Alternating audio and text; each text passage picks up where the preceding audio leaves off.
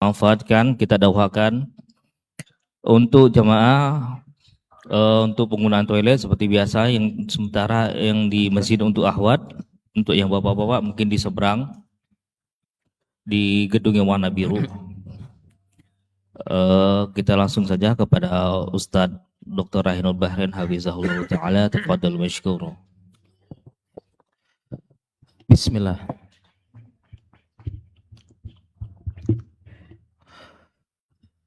Bismillahirrahmanirrahim. Alhamdulillahi rabbil alamin. Wassalatu wassalamu ala ashrafil anbiya'i wal mursalin Muhammadin wa ala alihi wa sahbihi ajma'in, amma ba'd. Para jamaah kaum muslimin dan muslimat yang semoga dirahmati dan disayangi oleh Allah Jalla Jalaluh. Assalamualaikum warahmatullahi wabarakatuh.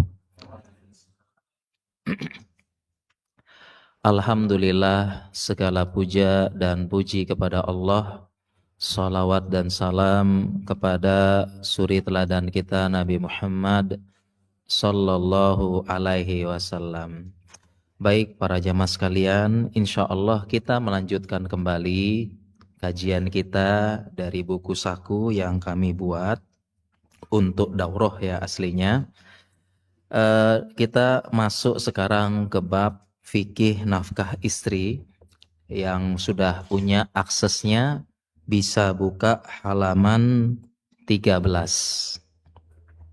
Ya, fikih nafkah istri. Halaman 13 ya, udah dibuka ya. Alhamdulillah kita sudah sekitar 3 pertemuan ya. Masuk pertemuan ketiga atau keempat ini. Fikih nafkah istri kita baca dulu dan kita jelaskan. Nafkah wajib bagi istri berupa kebutuhan primer. Ya, sesuai dengan apa yang dinikmati suami dengan kualitas dan kuantitas yang sama. Dalilnya adalah askinuhunna min haitsu sakantum min wujdikum.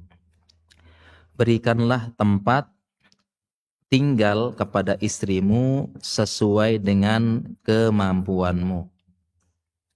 Nabi Muhammad sallallahu alaihi wasallam juga bersabda, walahunna alaikum rizquhunna wa kiswatuhunna bil ma'ruf. Dan wajib kalian para suami itu memberikan rezeki berupa makanan, pakaian sesuai dengan ma'ruf kepada para istri.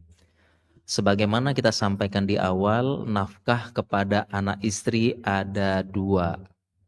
Pertama, nafkah yang wajibah, nafkah wajib.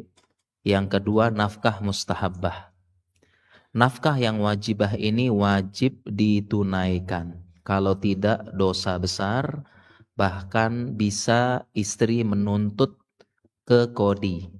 Ya, istri menyampaikan ke kodi suaminya tidak memberikan nafkah. Ini maksudnya nafkah wajib. Apa saja nafkah wajib itu? Ya, nafkah wajib itu adalah kebutuhan primer. Makanya ayat ini dan hadis ini menyebutkan nafkah primer yang wajib, kebutuhan primer. Kita lihat ayatnya, Allah berfirman dalam surat At-Tolak tersebut, askinuhunna, berikan tempat tinggal. Berarti tempat tinggal kebutuhan primer. Kemudian hadis Nabi juga, beliau menyebutkan rizquhunna wa kiswatuhunna, wajib memberikan rezeki ya berupa makanan, wa kiswatuhunna, pakaian. Disebutkan berarti rumah, makanan, pakaian. Nah, ini disebut dan dalam bahasa Arab alaikum ini wajib artinya. Dalam bahasa Arab wajib, sehingga yang wajib bagi suami memenuhi kebutuhan ini, rumah, kemudian makanan, kemudian pakaian, dan ini termasuk kebutuhan primer. Dan kemudian sebagian para ulama juga menyebutkan yang namanya kebutuhan primer. Ya, kebutuhan primer adalah kebutuhan yang kalau tidak ada orang tersebut tidak bisa hidup atau sangat sulit untuk menjalani kehidupan. Untuk menjalani kehidupan. Dan ini bisa jadi berbeda setiap zaman dan waktu. Setiap zaman, waktu berbeda. Jadi kebutuhan primer, kebutuhan yang kalau tidak dipenuhi nggak bisa hidup atau sangat sulit untuk hidup. Nah, sehingga kalau kita baca beberapa ulama menyampaikan nafkah wajib istri itu yang pasti tiga ini. Ini udah pasti ya, kalau kita buka kitab-kitab ulama, ada rumah, tempat tinggal, pakaian, ini mah wajib ya, sudah kebutuhan primernya. Nah, kalau kita buka sebagian kitab ulama ditambahkan lagi yang wajib itu wajib disediain pertama al-athaf namanya, baitun mu'athaf. Ya, baitun mu'athaf, rumah yang sudah ada athafnya. Apa athaf itu adalah hal-hal dasar yang ada di rumah tersebut. Contohnya alat masak. Ya, alat masak, kemudian alat bersih-bersih. Kemudian alat kebutuhan airnya. Ya, kalau kita buka-buka kitab ulama itu ada ada embernya, ada wadahnya, ada piringnya. Maka ditambahkan lagi baitun mu'athaf. Ini wajib ditunaikan. Ya. Karena kalau rumah doang terus kosong melompong tuh ya itu gimana ya, mau masak gimana, mau ini gimana gitu. Sebagian ulama lagi menambahkan juga kendaraan. Ya, menambahkan juga apa? Kendaraan. Karena kendaraan itu suatu hal yang wajib, bisa jadi suatu tempat. Bahkan saya buka ada kitab ulama juga sampai menambahkan termasuk yang wajib disediakan suami khadim, yaitu yang membantu urus istrinya untuk ngurus rumah tangganya. Nah, jadi kalau kita lihat setiap daerah, waktu, tempat, zaman itu kebutuhan primer beda-beda. Nah, sehingga memang benar-benar kita kembalikan ke definisi primer tadi, yaitu manusia tidak bisa hidup tanpa itu atau sangat sulit hidup.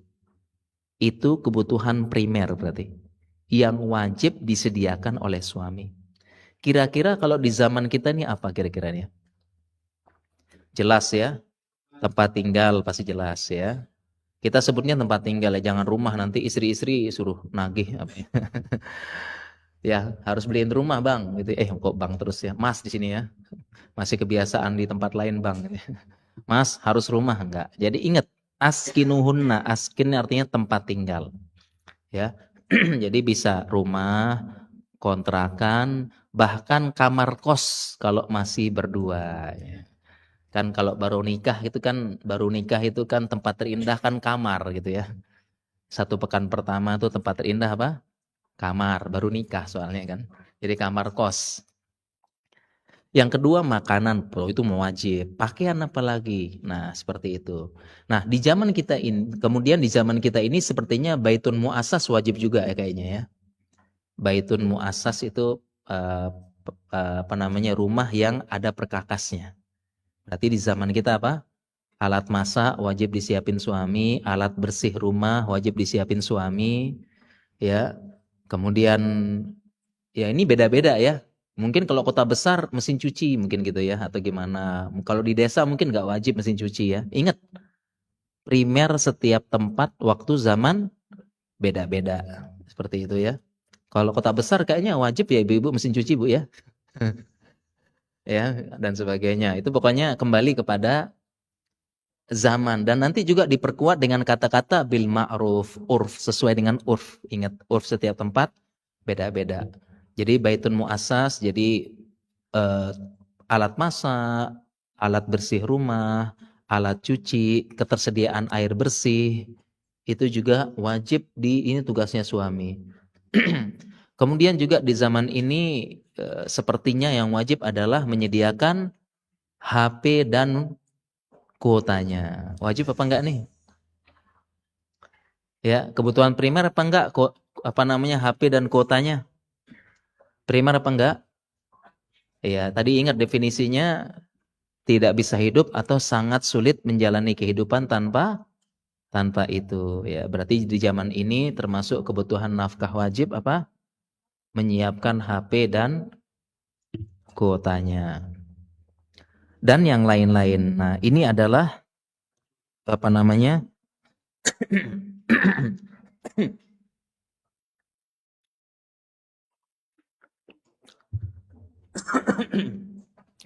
Ini adalah suatu hal yang wajib disediakan suami. Ya. Kemudian juga yang perlu diperhatikan kualitas dan kuantitasnya sama. Ya. Dan nanti kita bahas artinya artinya tempat tinggal suami istri harus sama. Tapi ini biasa pasti sama ya. Kemudian apa yang dimakan suami itu juga ini dimakan istri. Apa yang dipakai suami, kualitas dan kuantitasnya itu juga yang dipakai istri. Ya, karena nanti kita bacakan dalilnya harus sama. Ya, harus sama. Nah, kemudian di sini disebutkan juga ini yang perlu kita luruskan juga penjelasan dari ayat askinuhunna min haitsu sakantum mi wujdikum. Ayat ini juga perlu kita jelaskan, tempatkanlah para istri di mana kamu bertempat tinggal menurut kemampuanmu. Ini menunjukkan bahwasanya penjelasan ayat ini menunjukkan bahwasanya yang namanya menikah itu tinggal bareng.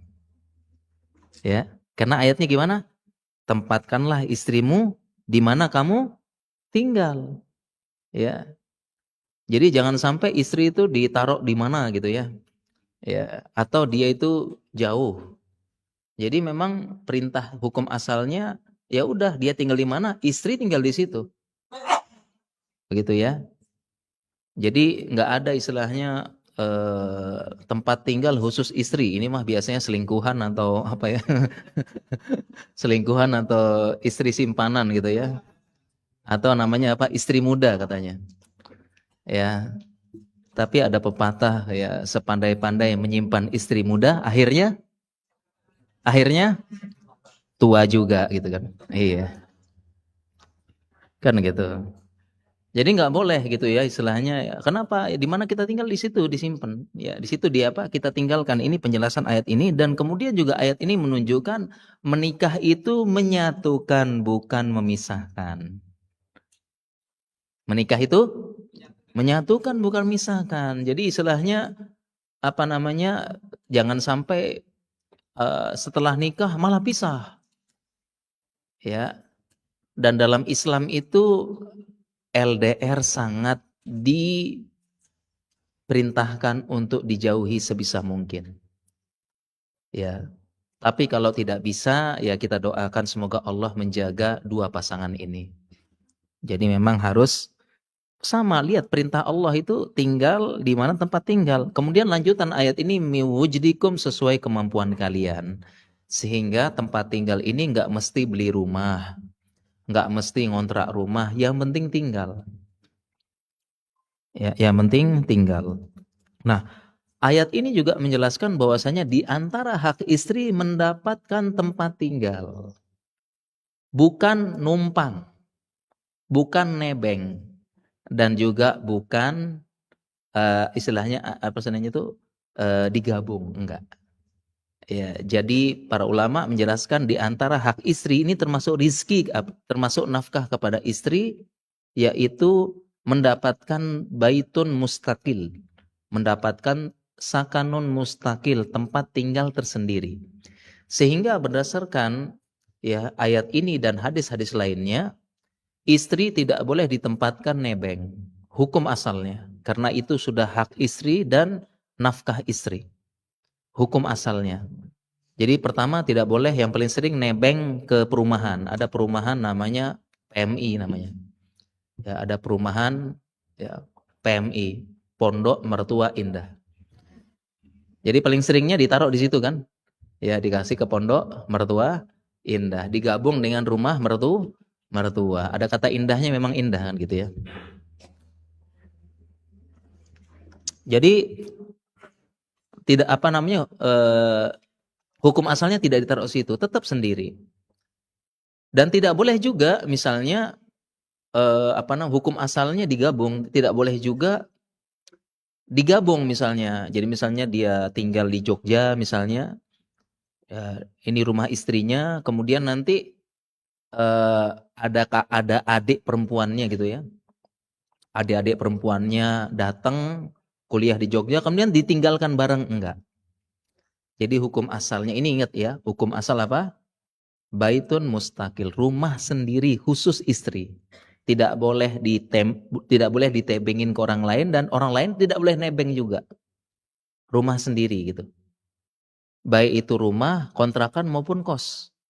Ini apa? Hukum asal. Ingat, ini hukum asal, dan itu rezeki nafkah yang diusahakan ditunaikan suami. Ini definisi sakan bagi istri.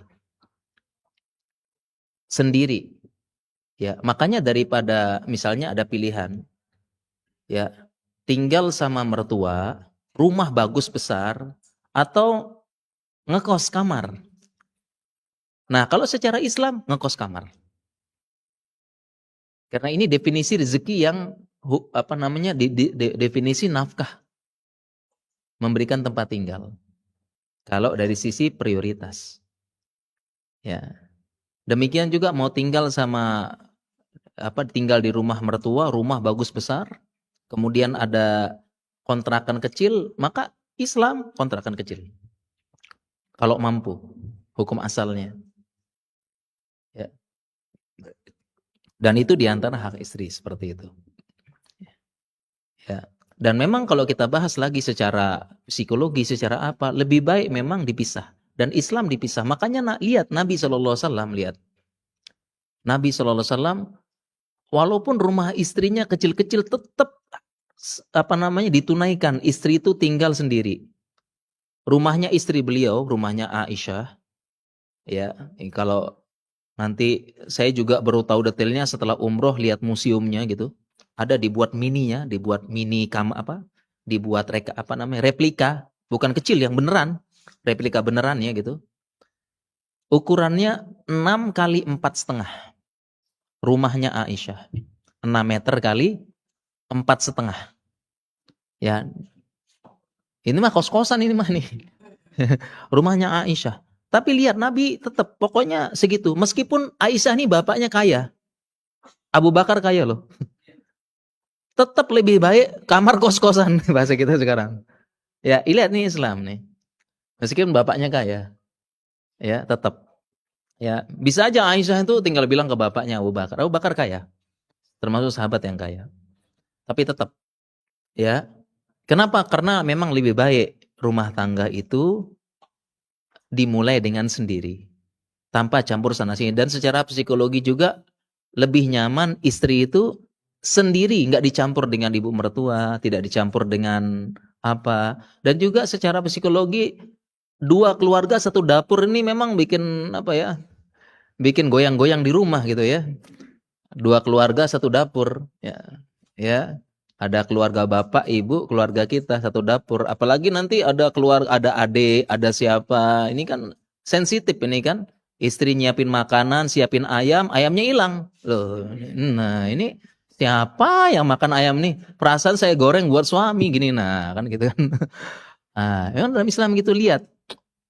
Ya. Ini hukum asal, ingat ya mas kalian ya, hukum asal. Sampai Aisyah saja tuh 6 kali 4. Itu pun dibagi 2, ada hujroh, ada gurfah, ada 2. Dibagi 2, ada gufroh, ada namanya gurfah, kamarnya Nabi, ada hujurat. Ada hujurat tuh kayak untuk nerima tamunya. Ruangan untuk nerima tamu, hujurat sama gurfah. Dibagi 2 gitu aja, kamar kos-kosan banget. Ya, kamarnya itu. Nah jadi ini dalam Islam konsep. Sehingga kalau konsep Islam itu artinya kalau kita bahas fikih nafkah itu, dia nggak hanya sekedar ngatur nafkahnya doang, tapi dia ngatur bagaimana untuk rumah tangga lancar, muamalah, psikologinya dia diatur lengkap dalam Islam. Makanya kalau ada pilihan tinggal di rumah mertua, rumah bagus mewah, sama ngekos. Dan ini juga secara psikologi dia lebih mandiri, tahu bayar listrik, tahu bayar air, tahu. Jadi dia lebih mandiri. Karena beberapa orang nebeng akhirnya dia keluarganya nggak struggle, nggak tahu hemat, nggak tahu apa gitu. Memang lebih baik begitu. Rumah tangga langsung aja deh. Seperti itu ya. Ini penjelasan dari miwujdikum sesuai dengan kemampuan kalian. Kemudian kita jelaskan sabda Nabi ini, walahunna alaikum rizkuhunna wa kiswatuhunna bil ma'ruf. Ini jelas. Makanan, pakaian, dan ada kata-kata ma'rufnya di sini. Kita pernah jelaskan ma'ruf sebelumnya, ya. Ma'ruf sebelumnya itu adalah sesuai dengan apa? Urf. Nah, jadi sekarang masalahnya kita kan wajib ya. Wajib nyiapin rumah, tempat tinggal, makanan. Itu kita nyiapinnya bagaimana? Apakah rumahnya seperti apa? Demikian juga pakaiannya seperti apa? Kemudian juga bajunya seperti apa? Kemudian makanan bulanan seperti apa? Itu semua kembali ke urf. Urf itu adalah adat istiadat terjemahnya. Kebiasaan masyarakat itu namanya al-urf. Ya. Ini namanya urf. Dan sesuai dengan kaidah fikih al-adatul muhakkamah, yang namanya adat, urf bisa menjadi patokan hukum. Ini patokan hukumnya. Seperti itu. Nah, sehingga berapa nih? Pakaian berapa jumlahnya? Bagusnya kayak bagaimana? Makanannya berapa jumlahnya? Pakai jenis apa namanya? Kemudian jenisnya bagaimana? Ya, apakah kemudian apa namanya? Mungkin sekarang tuh bagaimana besar nafkahnya? Ya, berapa kali ke kafe, berapa kali ke ini, jalan ke makan di luar, berapa kali restoran, itu apa? Ini semua kembali ke urf, adat kebiasaan. Karena setiap zaman, kembali lagi setiap zaman, waktu, tempat, keadaan itu beda jenisnya. Ya, kembali kepada urf. Ya. Kalau sekarang kan gampang, kalau dulu kan begitu ya hitungannya. Kalau sekarang kan ibaratnya pakai angka gitu ya, berapa juta per bulan nih kan gitu sekarang. Kalau dulu kan mereka sebutin, kalau sekarang kan apa-apa tinggal uangnya jalan kan. Dulu kan nggak pakai uang kan, masih barter ya. Maka ulama sebutkan rinci barang-barangnya, gini-gini. Nah, sekarang kan patokannya apa? Uang gitu. Langsung aja uang, bang, berapa juta? Mas, berapa juta sebulan? 5 juta sebulan, 10 juta sebulan. Nah, sekarang pertanyaannya berapa? Berapa nafkah ya? 2 juta sebulan, 3 juta sebulan, 5 juta sebulan, semua kembali kepada urf, adat kebiasaan. Nah, pertanyaannya lagi, ini urfnya siapa? Ya, urfnya siapa? Urfnya suami. Karena suami bisa jadi kaya banget kan? Iya toh? Atau urfnya istri, bisa jadi juga istrinya kaya banget. Ya, suaminya mungkin sedang-sedang. Ya, istri sama bapaknya dimanja, dikasih duit, kemudian dikasih apa namanya, misalnya dia untuk ini aja, untuk skincare-nya aja udah 5 juta sebulan ya, baru skincare-nya doang, misalnya sama bapaknya gitu kan. Tiba-tiba suaminya ngasih gitu kan, semuanya ngasih gitu kan, apa namanya, ngasih duit ya 2 juta sebulan deh ya loh. Dia bilang gitu, bang ini mah bang 2 juta nih buat eyeliner doang nih mas gitu ya. Kurang gitu kan. Nah, ini sekarang gimana besarnya? Apakah urf istri, kemudian urf suami? Belum cukup ternyata. Ada lagi urf tempat. Mau tinggal urfnya desa, kota, beda lagi. Kan beda kan? Ya, biaya hidup di Jogja sama di Jakarta sama apa enggak? Oh, beda sekali gitu kan. Nah, Jogja murah gitu kan. Ya, 5 juta di Jogja leha-leha langsung kan, waduh itu mah langsung kuliner sana sini. 5 juta di Jogja ya, kalau di Jakarta 5 juta bensin tok ya. 5 juta apa baru bensin tok di sana ya, di Jakarta ya, macet apa semua. Jakarta cuma karena mertua saya kan orang Jabodetabek ya, katanya tuh Jakarta cuma 2 kemungkinan. Pertama kalau nggak macet, kemungkinan kedua ya macet banget gitu. Gitu. Emang gitu di sana tuh, aduh. Ya, makanya bener saya pas suruh datang ke Jakarta gitu, aduh. Ya. Jadi beda, sekarang ikut urf yang mana ini? Nah, jawabannya adalah urf gabungan. Digabung, dikombin semuanya. Ya, istri bagaimana gaya hidupnya dulu pas sama orang tuanya, suami bagaimana, Kemudian urfnya tinggal di Jogja atau tinggal di Jakarta, urf tempat. Ini semua digabung, didiskusikan dan ditambah dengan miwujdikum sesuai dengan kemampuan suami. Inilah nafkah wajib yang ditunaikan oleh suami. Ya, besarnya segitu. Didiskusikan. Ya, artinya hampir sama dengan dengan kemampuan, urf dan sebagainya. Seperti itu. Ini maksud urf, nafkah. Ya. Jadi berarti setiap rumah tangga beda-beda. Tidak bisa disamakan meskipun satu kota. Meskipun juga satu kerjaan, bapaknya sama-sama dokter misalnya. Nah, beda. Dokternya pun spesialisnya beda gitu, gitu ya. Jadi beda-beda. Jadi nafkah itu wajib ya. Sehingga untuk nafkah ini jangan pernah banding-bandingkan. Ya. Jangan pernah banding-bandingkan karena tolak ukur wajib setiap rumah tangga beda. Ya, itu nafkah wajib seperti itu ya. Jadi beda. Nah, sehingga ini digabung. Oleh karena itu ya, ajaran dalam Islam menikah sekufu itu bukan diskriminatif dan bukan rasis ya. Ya, jadi ada anjuran menikah sekufu, ya. Sekufu itu baik pendidikan, latar belakang, kemudian ekonomi, apa. Itu dalam anjuran menikah sekufu dan tapi penjelasan ulama sekufu terbaik sekufu agama. Ya, agamanya, manhajnya itu yang paling baik. Tapi yang lain-lain juga itu anjuran bukan untuk diskriminatif, bukan untuk rasis.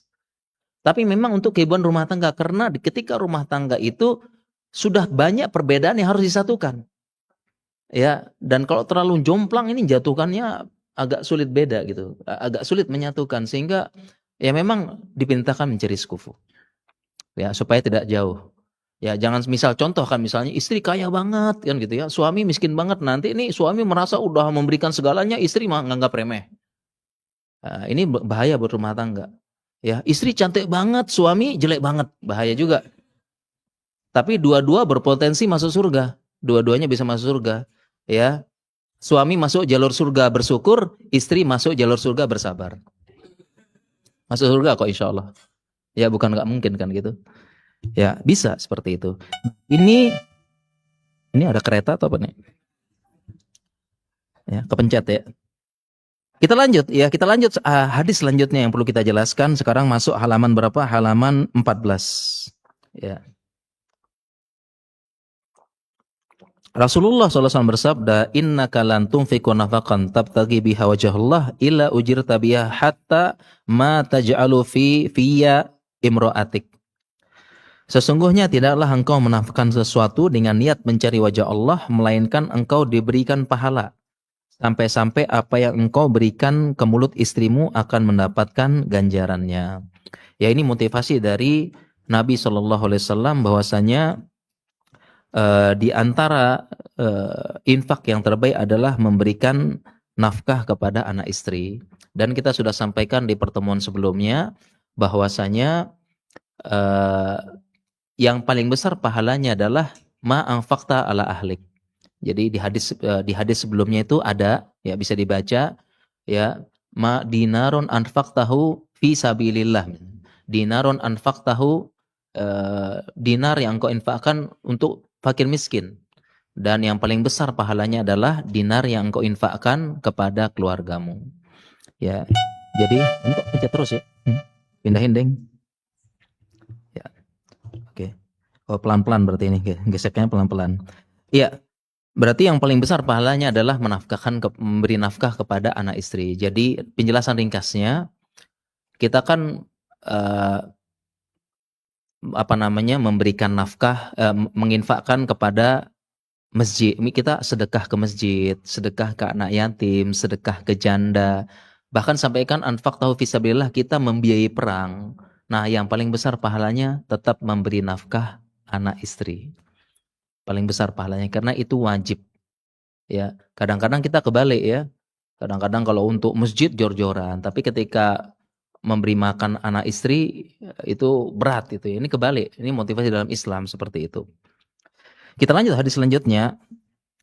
Dan suami makan berpakaian sebagaimana istri juga. Ini ada hadisnya. di mana Nabi Shallallahu Alaihi Wasallam bersabda, "Antut'imaha idza tu'imta." Engkau kasih makan istri sebagaimana yang kau makan. Ya. Kemudian watak suaha idakstasaita. Engkau kasih istri pakaian sebagaimana yang kau pakai. Ya. Wala tadribil wajh wala tuqabbih wala tahjur illa fil bait. Janganlah pukul istri di mukanya, jangan engkau jelek-jelek boikot, dan jangan engkau menjelek-jelekkan, mencela fisiknya terutama, jangan dicela. Wala tahjur illa fi baitik. Jangan engkau memboikot di rumah, artinya kecuali di rumah. Artinya kalau pengen hajar istri jangan diusir, biarin di rumah aja. Ya, kalau ngambek-ngambekan tuh tetap di rumah, ngambek jangan diusir. Ya, walaupun ngambek-ngambekan tetap di rumah seperti itu. Ya. Nah, sehingga kita lihat di sini penjelasan dari para ulama tentang hadis di atas. Saya bawakan penjelasan riwayat dari Imam Malik. Imam Malik menjelaskan bahwasanya tentang suami yang buruk. Apa itu? Suami yang makan enak di luar lalu meninggalkan menelantarkan keluarganya. Ini ucapan Imam Malik, qabihun birrajuli ayyadhhaba wa ya'kulu thayyibat wa yatruku ahlah. Ya, Imam Malik menjelaskan betapa buruknya seorang laki-laki, dia keluar. Ngapain? Ya'kulu bithayyibat, makan enak-enak di luar, kemudian di rumah makannya anak istri ahlu di rumahnya itu makan ala kadarnya. Ya. Sehingga ini tidak boleh. Jadi harus sama. Ya, makanya memang benar misalnya ada suami misalnya habis makan di kondangan atau apa dia bawa pulang, istrinya juga ikut makan, bisa. Ya, kemudian berapa suami itu dia rapat atau apa, ada jajan rapat dibawa pulang. Jadi prinsipnya adalah apa yang dia makan istri juga makan. Nah, jangan sampai nanti makan di luar, makan di kafe, ketemu sama apa? Ketemu rekanan, ketemu apa, ketemu ini, dia makan enak di kafe, rapat di mana, istri nggak dapat. Maka kalau bisa dia bungkus, kalau nggak bisa ya transfer ke istri gitu. Ya memang begitu, memang begitu. Ini perintah Islam, apa yang kita makan istri makan juga. Ya, makanya saya juga begitu. Saya kalau keluar kota ya pasti dijamu makan enak-enak, saya pun transfer ke istri. Nih di rumah juga makan enak-enak ya, karena di luar saya makan enak-enak. Memang seperti itu. Ini perintah dalam Islam. Ya. Dan ini sudah ada zaman dulu, makanya Imam Malik memberikan peringatan nih, jelek seperti ini, sering keluar sama teman-temannya makan apa dan sebagainya. Apalagi orang Arab zaman dulu begitu. Ya, orang Arab itu Masya Allah itu kalau udah keluar sama teman, makannya udah kayak enak sekali ya. Mungkin udah ada yang pengalaman dijamu sama orang Arab, mungkin Masya Allah dia tuh sekali jamu teman tuh jor-joran itu. Ya jor-joran makan apa semua. Bahkan orang Arab punya kebiasaan tuh nggak bisa lihat piring kita kosong. Kan kita lagi makan nih, udah mau kosong, mereka tuh langsung apa? Langsung tuangkan, langsung nambah. Padahal kita kita nggak minta, nggak bisa lihat perut kita kosong. Ke perut lagi, nggak bisa lihat piring kita kosong. Bener, orang Arab tuh nggak bisa lihat piring kita kosong. Lagi makan kan, dia udah lihat, oh mau kosong nih, langsung dia apa sudah siap, ditambahin gini kita nggak nambah, bener. Coba silakan tanya teman-teman yang sudah pernah dijamu sama orang Arab. Masya Allah tuh, dan enak-enak. Ya memang mereka begitu, mereka punya urf. Nah, Imam Malik akhirnya ngingetin enggak boleh. Ya. Maksudnya boleh kayak gitu, cuma di rumah inget. Jangan di rumah makan wayat ruku ahlah, dia tinggalkan anak istri di rumah makan seadanya. Ini enggak boleh. Jadi harus sama. Ya, harus sama. Nah, jadi ingat-ingat ya, bapak-bapak yang sering ngafe, rapat apa semua jangan lupa bungkus ya, bungkus untuk anak istri di rumah kayak begitu. Ya, ini termasuk penjelasan dari Imam Malik seperti itu. Ya. Nah, demikian juga ada penjelasan Syekh Muhammad bin Shalih Al-Utsaimin di sini. Ya, beliau menjelaskan yakni la tahussu nafsak bil kuswah dunaha. Janganlah kamu menghususkan pakaian ya tanpa istri juga, wala bit ta'ami dunaha. Begitu juga dalam pakaian, bal hiya syarikatun lak. Dia intinya sama seperti kamu. Ya, jadi wajib. Ya, wajib kita, bahkan di sini disebutkan, saya loncati ya penjelasannya, hatta inna katsira minal ulama yaqul illam yunfik ar-rajulu ala zawjatihi wa talabat fil fasq indal qadi. Bahkan kalau laki-laki tidak memberikan nafkah seperti itu, maka perempuan bisa menuntut fasakh.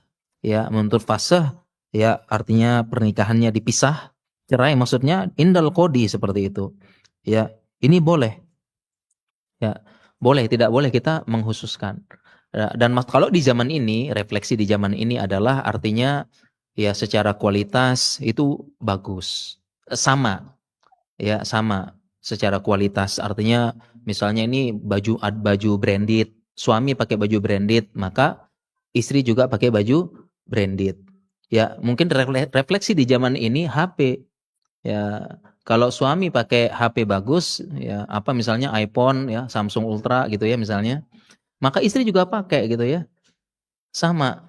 Jadi jangan sampai suami bagus, ya jam tangan bagus, kemudian istrinya HP-nya itu HP apa nama HP prasejarah mungkin istrinya.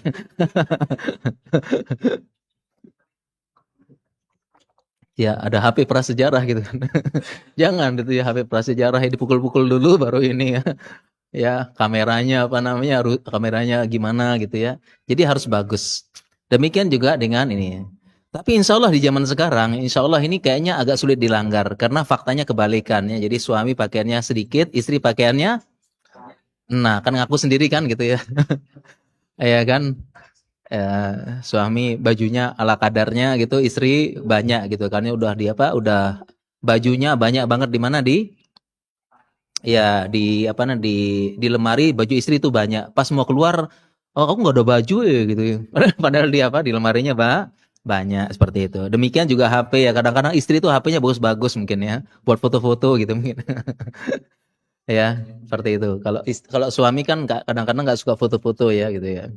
Seperti itu. Nah, ini penjelasan. Jadi intinya harus sama seperti itu.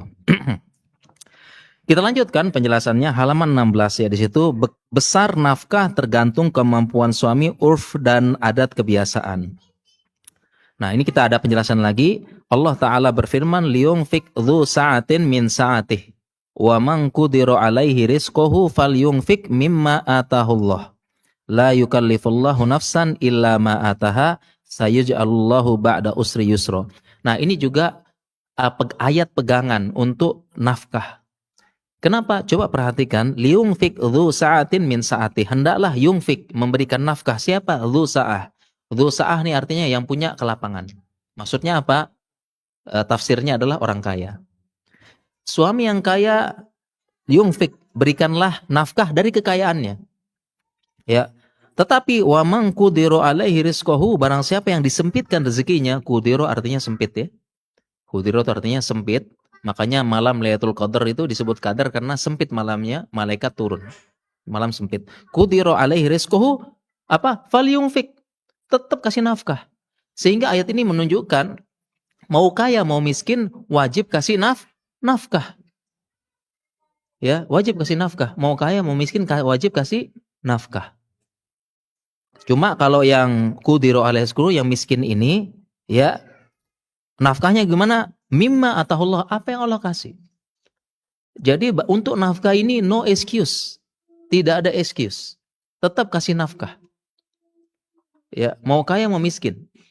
Berapapun itu. Kalau kaya insya Allah ya sudah ada kekayaan. Kalau miskin, enggak, no excuse bahasanya. Tidak ada alasan. La udhrul yauma, tidak ada uzur hari ini.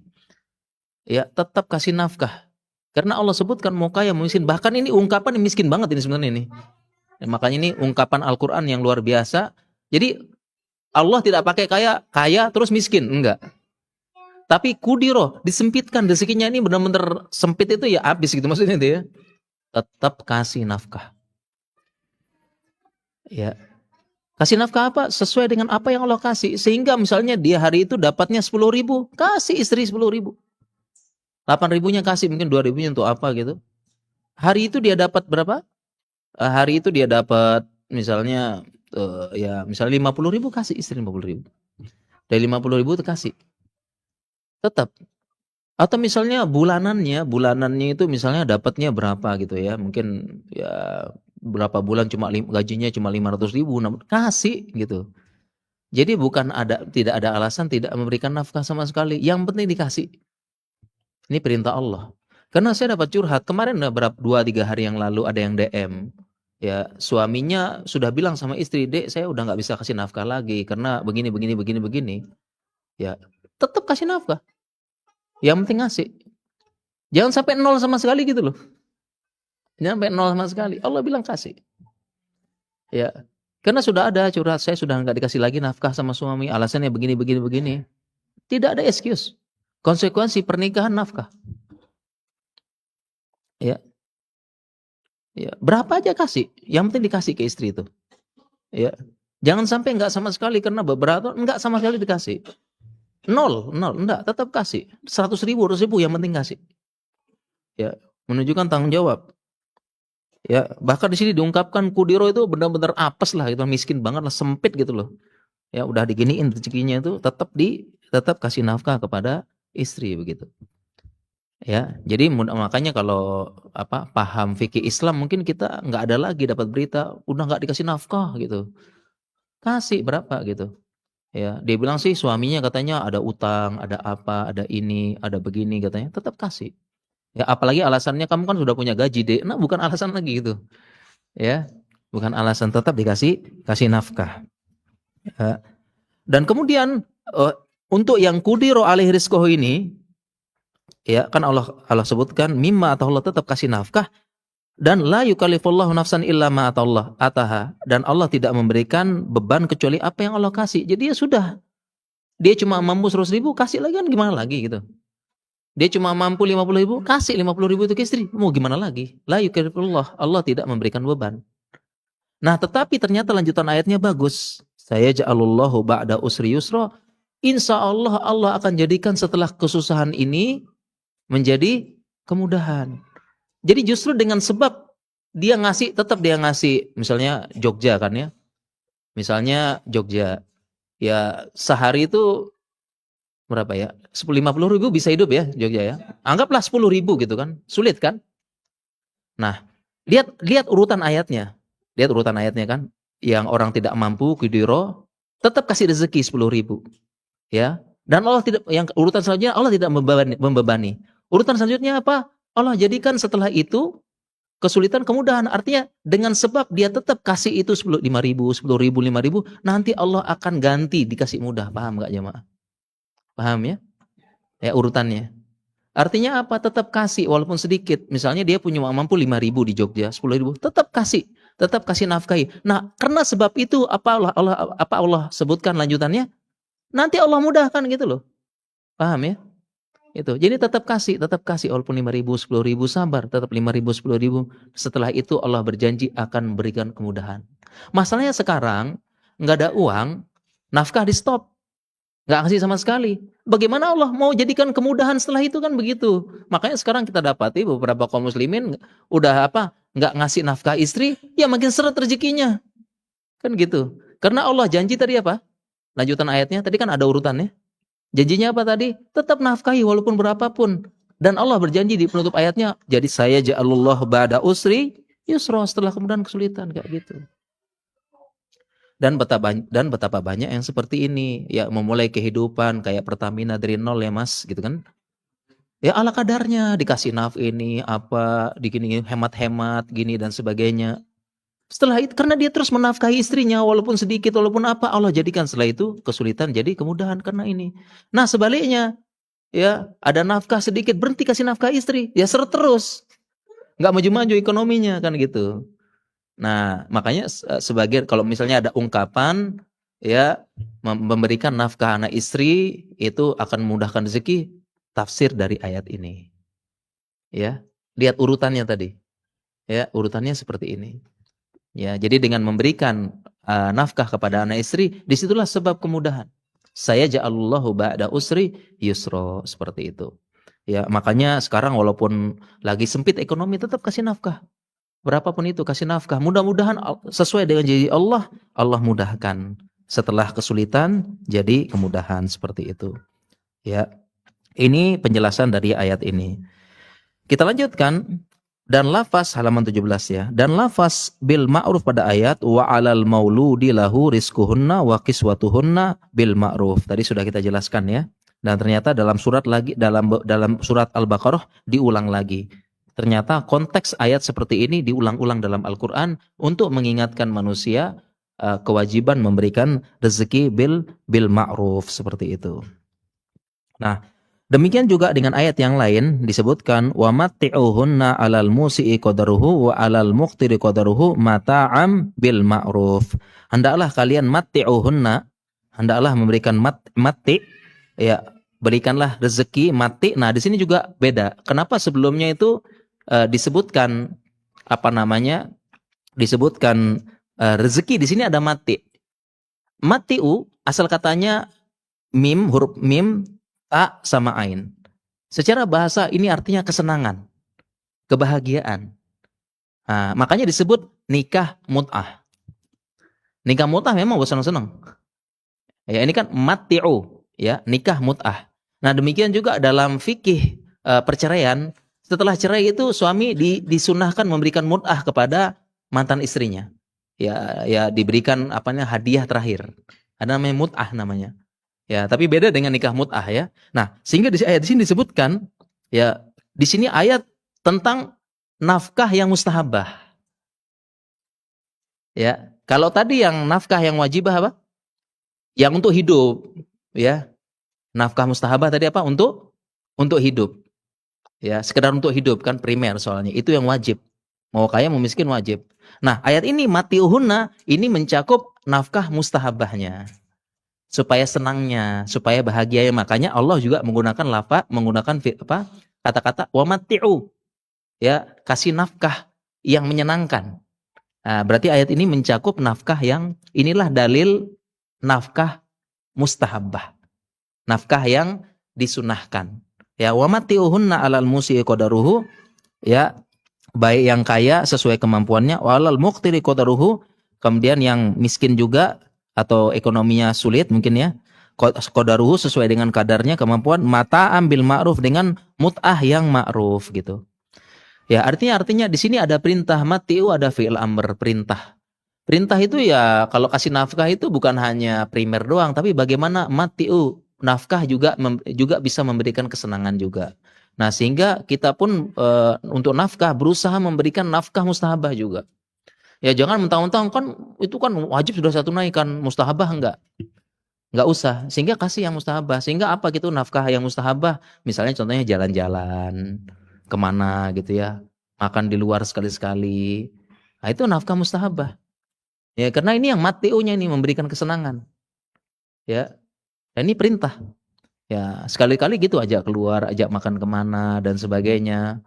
Ya, itu kalau misalnya ajak makan keluar, makan mie ayam, makan bakso, makan apa ke kafe kemana itu kan itu bukan nafkah wajibah, bukan. Tapi mustahabah. Tapi di sini diperintahkan. Wa mati'u pakai fi'il amr, perintah. Nah, sehingga ya janganlah istilahnya setelah belajar fikih nafkah, udah aku yang wajib-wajib aja lah gitu ya. Jangan gitu. Ya, tetap berusaha menunaikan yang nafkah itu mati'u, kasih yang mut'ah, bikin seneng. Ya. Dan termasuk di sini nafkah mustahabah kita sempat sampaikan kemarin, ya termasuk nafkah mustahabah itu termasuk ya maintenance-nya istri gitu. Dan maintenance-nya anak-anak. Ya, maintenance-nya istri misalnya ya mungkin ya perawatan diri lah apa gitu ya, make up dasar gitu ya. Jangan sampai keluar kadang-kadang make up dasar, apalagi sih? Ya, mungkin alat-alat skincare gitulah ya. Lipstick apa semua dasar-dasar itu termasuk yang mustahabah dan bukan wajib. Ya, tapi di sini diperintahkan wa mati'u. Ya, diperintahkan. Demikian juga anak-anak, mungkin sepedanya anak-anak, mainannya anak-anak itu mustahabah. Tapi kan bikin seneng anak-anak. Ah, mamati'u, kasih kesenangan. Kayak gitu. Ya, diperintahkan dan sesuai dengan kemampuan. Ya, walaupun misalnya walaupun misalnya nggak punya uang sama sekali kan masih bisa ajak istri keluar kemana, ke pematang sawah, jalan-jalan gitu kan. Itu kan juga ya sudah rezeki ya, minimal kan ngeluarin nafkah buat bensin gitu.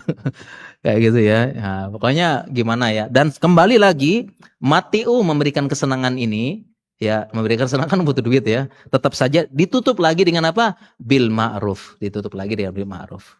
Sekali lagi jangan banding-bandingkan kan ya gitu. Banding-bandingkan kok itu Mas itu suaminya ngajak kafe kok kita enggak gitu. Jangan banding-bandingkan, itu semua sekali lagi kembali kemana? Kembali ke urfnya gitu ya. Kita lanjutkan halaman 18 ya. Halaman 18. Tidak boleh pelit atau menelantarkan nafkah anak istri. Dan ini sudah ada peringatan dari Nabi sallallahu alaihi wasallam. Hadis dari Nabi sallallahu alaihi wasallam, beliau bersabda, kafa bil mar'i ithman ayyudayya may yaqut.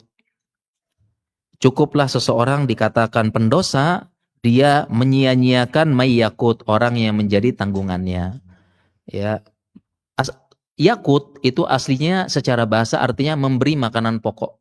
Makanya dalam bahasa Arab makanan pokok disebut dengan qut. Qut namanya. Itu makanan pokok. Dan qut ini penjelasan ulamanya ma yashuddul ju, yang bisa menahan lapar. Ini namanya qut.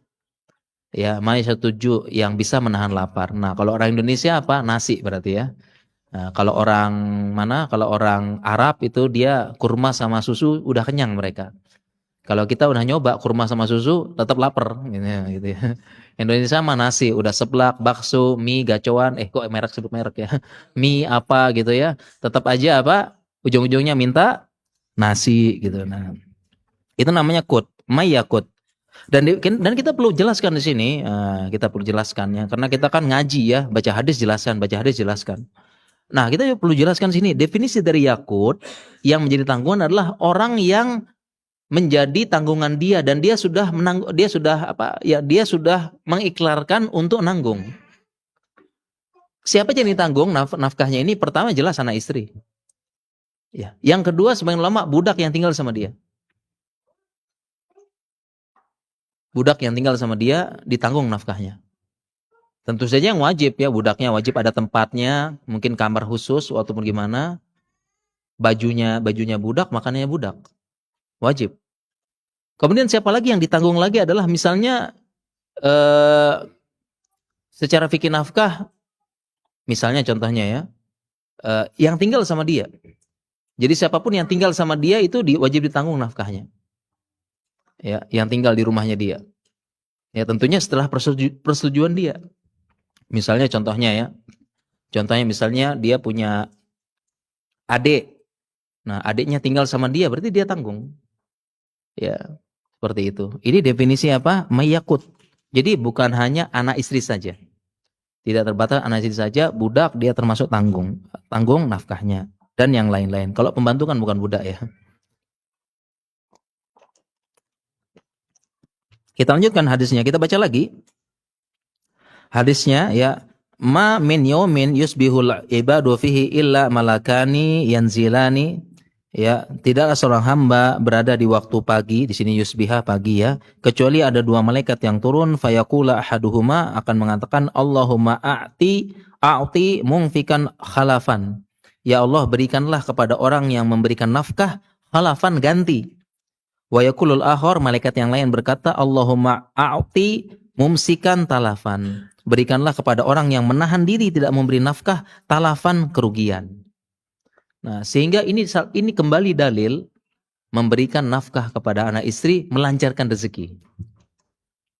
Ternyata dalilnya ada. Nah, kita udah dapat dua dalil nih. Ini fungsi ngaji. Ternyata memang benar yang katanya orang ya, memberikan nafkah anak istri melancarkan rezeki. Karena dalil selanjutnya ada doa malaikat. Allahumma a'ti mungfikan khalafan. Ya Allah, berikanlah orang yang kasih nafkah ini khalafan, ganti. Ya, ganti. Dikasih nafkah yang baru lagi. Ya. Kemudian a'ti mumsikan talafan, berikanlah orang yang menahan rezeki, enggak mau kasih nafkah, talafan, kerusakan. Makanya benar tadi justru beritanya apa ya? Justru berita suami yang pelit, suami yang enggak mau kasih nafkah, justru beritanya gitu-gitu aja ekonominya. Ya, karena memang didoain. Ya. Beritanya berapa lama yang nggak dikasih nafkah sama istri, sama suami? Udah 8 bulan 9 bulan nggak dikasih nafkah. Emang suaminya gimana? Ekonominya susah terus katanya. Ya salah satunya karena itu mungkin didoain malaikat.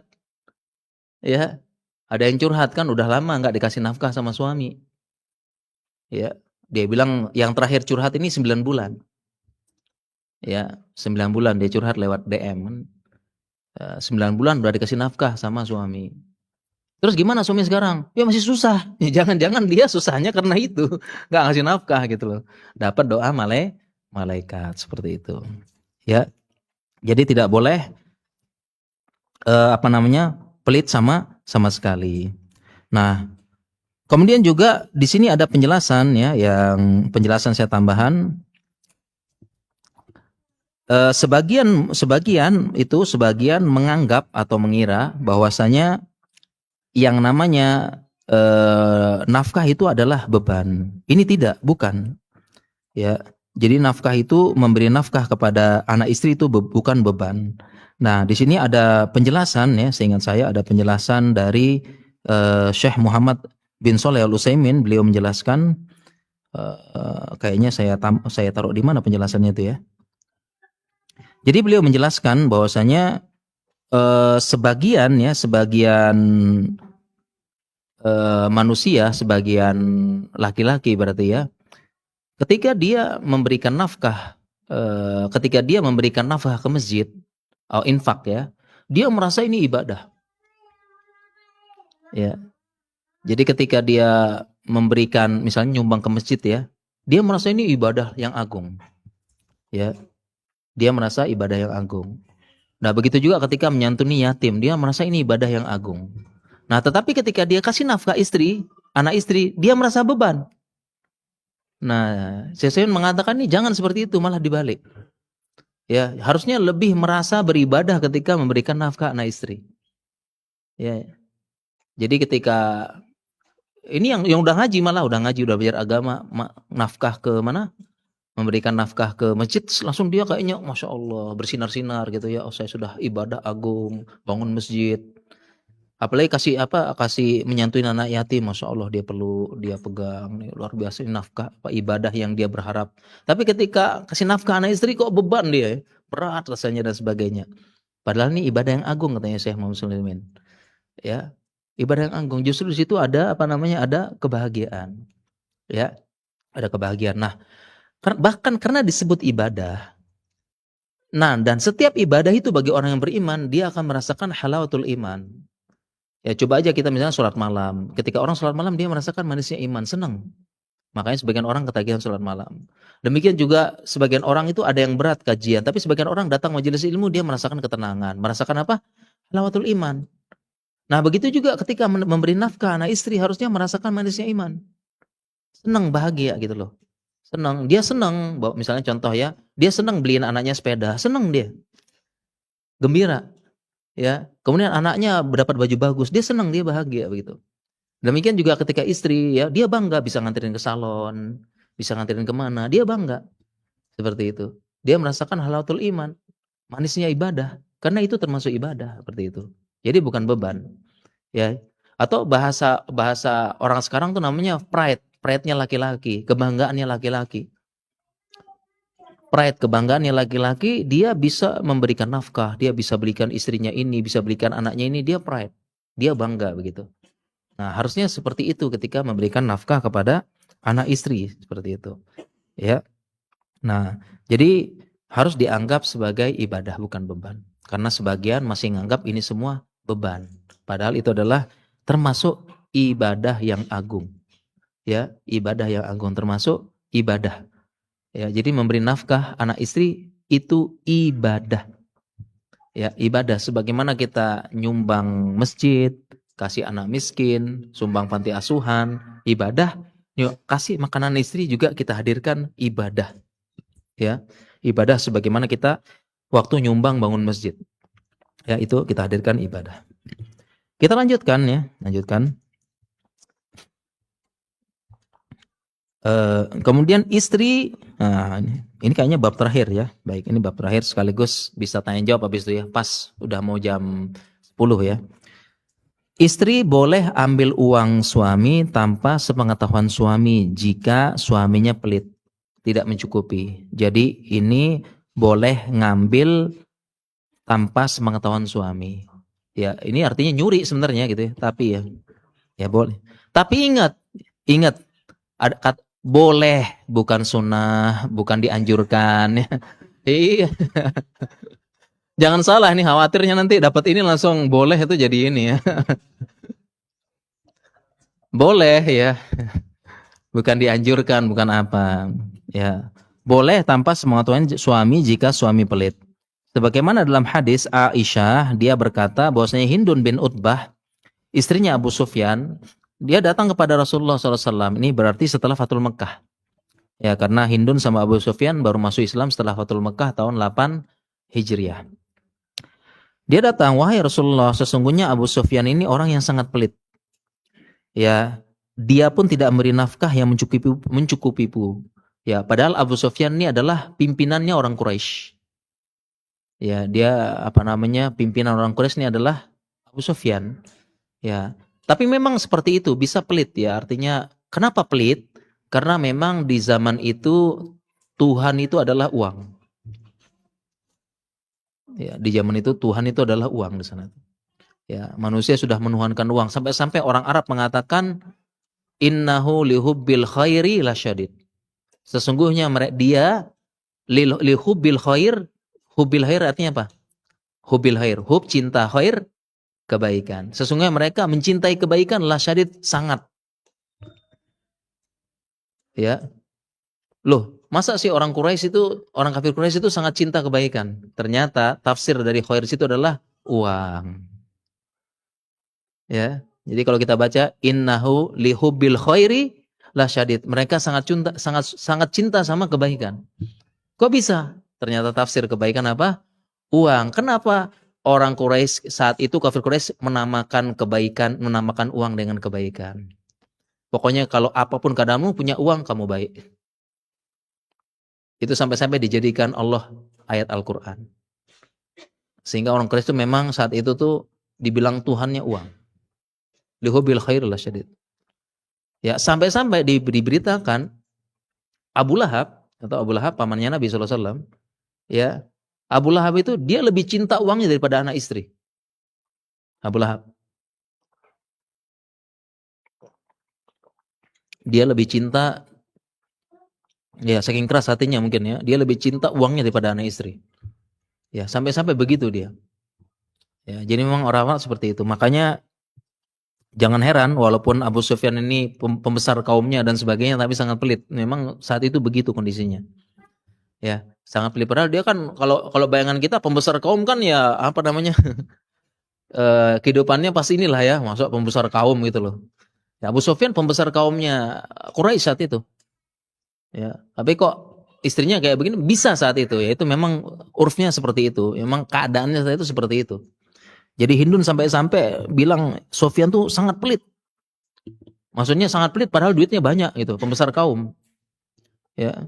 Bahkan kan Abu Sufyan yang dulu ketika perang Badar siapa yang membawa kafilah dagang?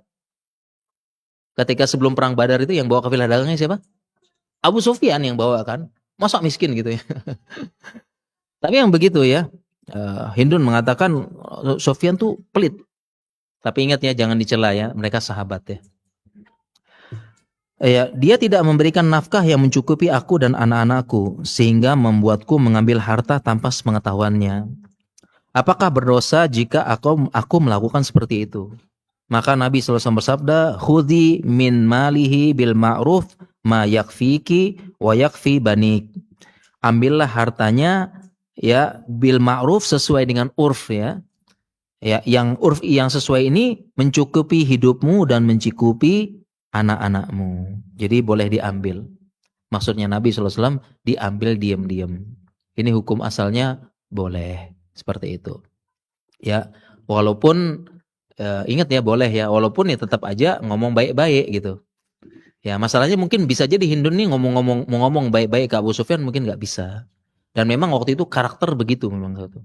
Kalau sudah cinta uang tuh cinta uang luar biasa. Ya, cintanya luar biasa. Lihubil khairi lasyadid. Sampai-sampai anak istri nanti gitu. Ya, jadi boleh. Boleh mengambil tanpa sepengetahuan suami. Dan ingat bil urf secukupnya yang bisa menghidupi engkau dan anakmu seperti itu. Ya. Nah, kalau zaman dulu kala memang bisa ngambil diam-diam.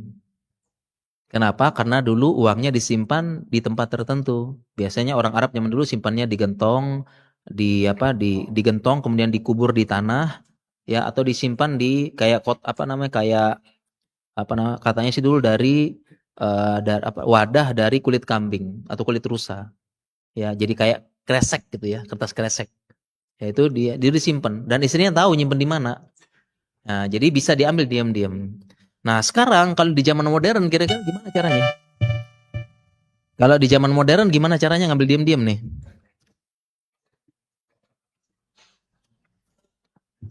Gimana caranya ngambil diam-diam zaman modern nih? ATM diambil diam-diam gitu ya. Atau gimana ya? Atau suami pas tidur di apa ya apa ini HP-nya diambil kemudian apa nama kuncinya dibuka pakai jari gitu, ditransfer gitu gimana? Ya, ya jadi boleh ya di zaman kalau di zaman modern sulit itu maka kalau di zaman modern ini mungkin kalau minta kebutuhan itu di markup gitu ya. Di markup gitu ya. Pas laporan sama suami nih misalnya harga beras 20.000 di markup jadi 25.000 gitu kan. Kayak gitu misalnya. Ini boleh, boleh, boleh. Mungkin jam modern seperti itu. Asalkan nah nanti 5.000-nya nanti untuk ya untuk mungkin apa untuk beli susu anak atau beli apa, beli tasnya anak, beli bukunya anak kan kebutuhan primer itu kan. Iya kan? Untuk beli apa di markup itu nggak apa-apa ya. Jadi kan suami juga nggak ngecek gitu kan apa dia cek ke pasar atau gimana gitu. Udah saya cek di pasar harganya 10.000. Itu kan kemarin Bang, sekarang berubah gitu. Kan gitu gitu. Makanya tiap hari ke pasar Mas gitu ya. Tiap hari ke pasar biar tahu gitu. Apalagi sekarang MBG udah aktif gitu kan mulai naik lagi Mas gitu-gitu. Kayak gitu ya. Jadi ini boleh ya, boleh kita ambil dan ini caranya. Nah, sebagai penutup ya, ini sebagai penutup kita biar bisa tanya jawab udah jam 10 juga. Nah, sebagai penutup intinya ya untuk nafkah ya, nafkah kepada anak istri ini kesimpulannya pertama itu ibadah, bukan beban. Yang kedua kita hadirkan ya coba kita coba jamaah sekalian, ada yang pernah bangun sholat malam ya? Ketika bangun sholat malam gimana? Itu merasa bangga, merasa senang, akhirnya apa ya? Merasa saya jadi benar-benar hamba gitu loh. Bangun sholat malam, senang kan gitu ya? Nah, hadirkan juga perasaan itu ketika memberikan nafkah pada anak istri. Ya, oh saya memang sudah kasih nafkah. Jadi hadirkan perasaan ibadah itu maksudnya Syekh Muhammad bin Shalih Utsaimin. Ya hadirkan, jangan sampai ngomel-ngomel kok makin mahal apa gitu, jangan. Ya, transfernya itu sambil ngomel-ngomel, sambil apa, coba hadirkan alhamdulillah bisa kayak gitu ya dan sebagainya. Ini yang pertama. Kemudian selanjutnya adalah berusaha memberikan nafkah. Ya, berusaha memberikan nafkah sesuai kemampuan urf. Ya, kemudian selanjutnya ingat mati'u, bukan hanya nafkah, ingat. Poin selanjutnya adalah Allah mengatakan apa? Mati'u, mati'u ini artinya senang-senang. Makanya nikah mut'ah. Nikah mut'ah itu senang-senang artinya. Disebut mut'ah, bersenang-senang. Ingat ya, nafkah itu perintah Allah, mati'u. Kasih seneng, bukan sekedar cuma nutup apa, cuma halangnya apa, cuma sekedar nahan lapar. Ya, nafkah itu kalau bisa diusahakan mati'u, kasih yang bisa menyenangkan. Nah, sehingga suami yang baik berusaha memberikan nafkah mustahabah kalau dia mampu. Ya, sesuai kemampuan nafkah mustahabah. Ya, apalagi diberikan kelingan, makanya buat anak-anak berikanlah sepeda, belikan mainan, belikan apa biar senang. Mungkin buat istri kasih apa? Kasih ya skincare-nya, bajunya, gamisnya, sekali-sekali aja makan keluar biar dia mati'u. Seperti itu. Ya, atau mungkin dikasih uang belanja. Nah, ini yang perlu kita jelaskan. Perlu kita jelaskan juga, tadi lupa penjelasannya. Ya, uang belanja istri, uang jajan istri istilahnya. Uang jajan istri itu bukan nafkah wajib. Uang jajan istri itu apa? Nafkah mustahabah. Ya, definisi uang jajan istri di zaman modern ini kan pokoknya, Dek, saya kasih uang nih, terserah deh pakai apa aja. Itu namanya apa? Uang jajan istri, termasuk nafkah mustahabah itu untuk mati'u. Ya, karena ada misalnya contoh misalnya 2 juta untuk makan. Nanti ada mungkin 200 300 nih, Dek, 200 300 nih untuk adik, terserah diapain aja lah. Pokoknya uangnya adik. Terserah. Ini namanya uang jajan. Nah, sempat menyebar di sosial media bahwasanya uang nafkah, uang jajan beda dan dua-duanya wajib. Nah, sehingga saya dapat DM itu ada seseorang itu istrinya mau nuntut cerai. Karena dia bilang 18 tahun nikah nggak pernah dikasih nafkah uang jajan. Karena dia baca tulisan uang jajan itu wajib, enggak. Mustahabah di situ. Mustahabah. Jadi dia selama 18 tahun tuh menilai suaminya pelit, nggak pernah ada uang jajan sama sekali. Enggak, itu mustahabah. Ya, bukan wajib. Ya, tetapi suami yang baik harusnya kasih. Kemudian yang terakhir adalah suami istri boleh ngambil ya. Kemudian sebagai penutup ya kita memberikan nafkah kepada istri itu sesuai dengan kemampuan kita dan mati kita, dan sebagian ulama mengatakan itulah kenapa sebagian ulama mengatakan anak laki-laki anak laki-laki memberikan semangat, sedangkan anak perempuan melembutkan hati. Ini ada ungkapan dari ulama, anak laki-laki itu memberikan semangat. Jadi kalau kita punya anak laki-laki, kita gendong, kita apa, dia memberikan semangat dan harapan. Tapi anak perempuan dia melembutkan hati. Ya, punya anak perempuan bisa membuat hati lebih lembut katanya. Ya, kenapa? Salah satunya ternyata ini. Nah, bagaimana kita memberikan nafkah kepada istri kita? Kita ingat, sekiranya anak perempuan kita pelitnya kayak kita nanti kepada istri, kira-kira gimana? Sekiranya anak perempuan kita punya suami, kemudian pelitnya kayak kita, gimana kira-kira? Mau nggak? Mau nggak kira-kira? Jadi kita bayangkan, ini anak perempuan kita ini, ya, anak perempuan kita. Ya, kita punya anak perempuan, terus nanti dapat suami kayak kita, kasih nafkah ke istri, gimana? Mau nggak? Ya, kalau anak perempuan kita nggak mau seperti itu, kita juga jangan. Karena istri kita anak perempuan orang lain, kan gitu. Nah, inilah kenapa ulama mengatakan anak laki-laki itu, memang anak laki-laki memberikan semangat dan harapan. Kita gendong anak laki-laki ini, Masya Allah ya, semangat kita langsung kan, semangat, berharap ya, oh dia nanti begini jadi tulang punggung keluarga apa. Tapi katanya ulama, anak perempuan melembutkan hati. Ya, jadi kalau kita main sama anak perempuan kecil tuh, oh kita banyak rahmahnya, banyak kasih sayangnya. Ya, kita rasa kasih sayang lebih banyak muncul kepada anak perempuan. Ya, kita rahmah, kita kasih sayang pada anak kecil ini, anak perempuan, anak laki-laki begitu. Nah, benar. Nah, sehingga sekarang ya, yang diberikan rezeki anak perempuan oleh Allah Subhanahu wa taala, ingat-ingat. Ya, jangan sampai nanti anak perempuan kita dapat suami yang pelitnya seperti kita. Nggak mau kan? Nah, sama juga karena istri kita anak perempuan orang, seperti itu. Itu kenapa anak perempuan bisa melembutkan hati seperti itu. Baik, mungkin demikian materi kita ya. Sudah hampir 1,5 jam dan selebihnya kita gunakan untuk tanya jawab. Mudah-mudahan saya bisa menjawab, insyaallah. Jazakallah khairan pada Ustaz Reynald Behren. Untuk para jamaah yang bertanya di sini bisa bertanya. Atau dari Ahwat. Ya. Izin membacakan Ustaz, ada pertanyaan online. Banyak saya dengar ketika seorang istri bekerja untuk aktualisasi diri, lalu sesekali menggunakan uangnya untuk kebutuhan primer, meski dengan sukarela. Apa nih Mas Uhud? Suaranya agak gema kayaknya. Pertanyaannya ya. Ya, banyak saya dengar ketika seorang istri bekerja untuk aktualisasi diri, lalu sesekali menggunakan uangnya untuk kebutuhan primer, meski dengan sukarela, dapat mengurangi keberkahan keluarga. Apa benar demikian Ustadz? Menggunakan seorang istri bekerja, kemudian untuk aktualisasi diri dapat mengurangi keberkahan dalam keluarga. Iya, baik ya. Jadi apakah perempuan bekerja gitu ya?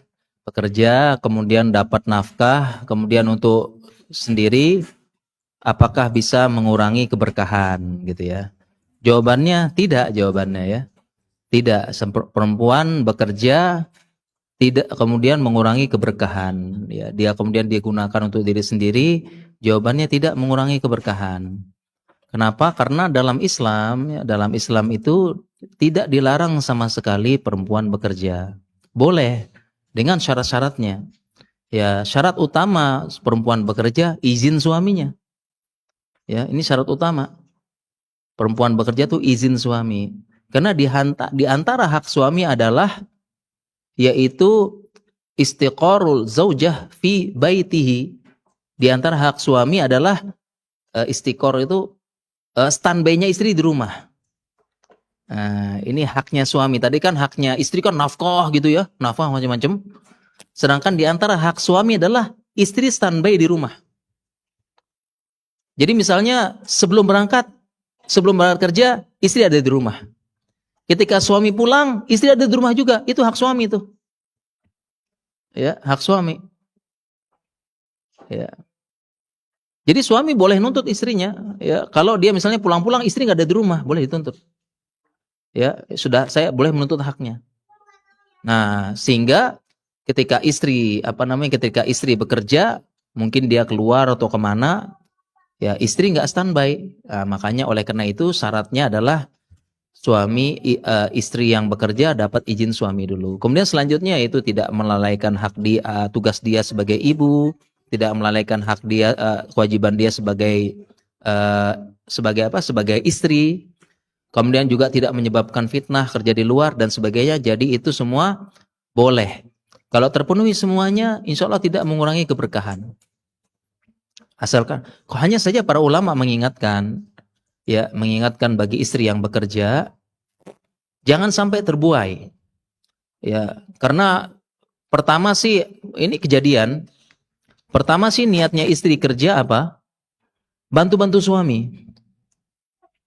Dan ini ya dibilang sedikit enggak juga, dibilang banyak juga ya tidak sedikit lah ya. Tidak sedikit. Awalnya istri itu niatnya membantu ekonomi suami, ya nambah-nambah lah atau apalah. Di suaminya ngizinin. Lama-lama makin sibuk, akhirnya makin melalaikan tugas. Karena ya bisnis itu begitu, godaannya kan besar, dikembangkan, akhirnya makin banyak. Akhirnya makin lalai dengan tugas-tugasnya. Dan penghasilan banyak. Dan ketika penghasilannya lebih banyak, atau bahkan penghasilannya lebih besar daripada suaminya, mulailah dia meremehkan dan merendahkan suaminya. Ya, tidak ada hormat. Padahal inti dari rumah tangga adalah respeknya istri pada suami. Kalau istri sudah nggak respek sama suami, bubar udah itu. Karena suami itu harga dirinya besar. Kalau istri mulai tanda-tanda nggak respek, nggak apa, udah bubar. Karena harga diri suami itu respek, harus hormat. Kalau nggak hormat itu udah. Ya suami boleh miskin, nggak punya uang, tapi tetap dihormati. Itu intinya. Seperti gitu.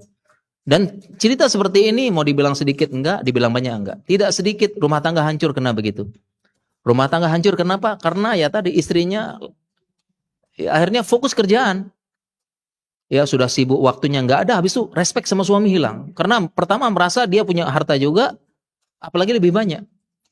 Mulai respek, mulai pelan-pelan apa perintah suami diabaikan, apa suami diabaikan pelan-pelan. Ya itulah makanya hikmahnya. Ya.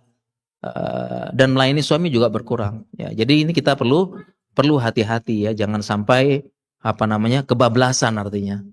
Dan kasus seperti ini tidak sedikit, bahkan sekitar 4 hari yang lalu ada yang DM 4 hari yang lalu.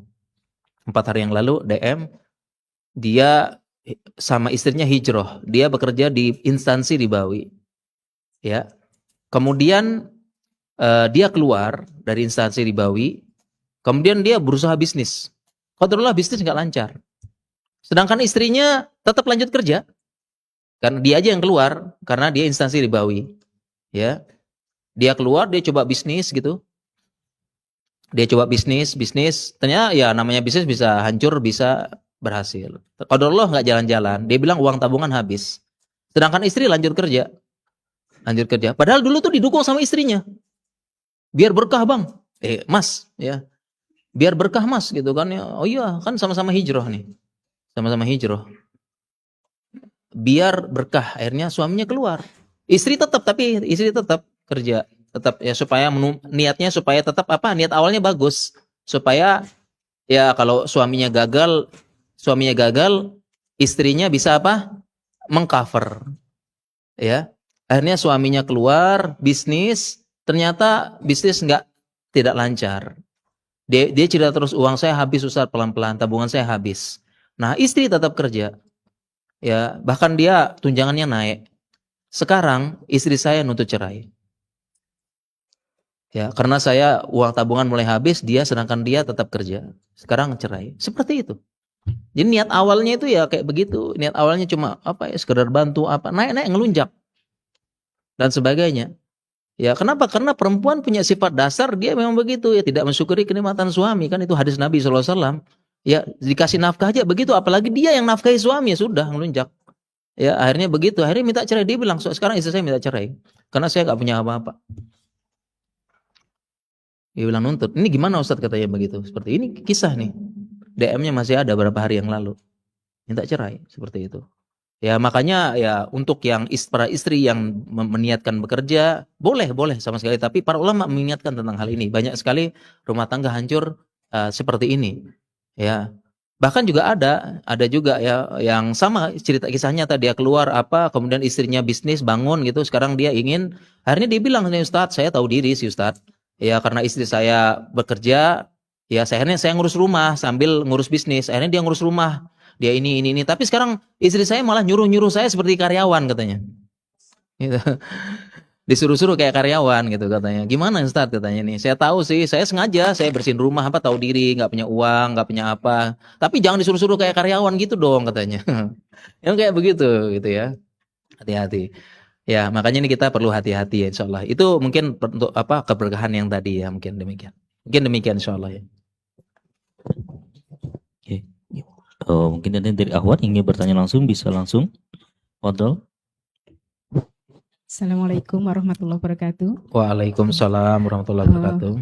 Izin bertanya tadi Ustadz menjelaskan bahwa kewajiban seorang suami salah satunya adalah menyediakan tempat tinggal buat istrinya.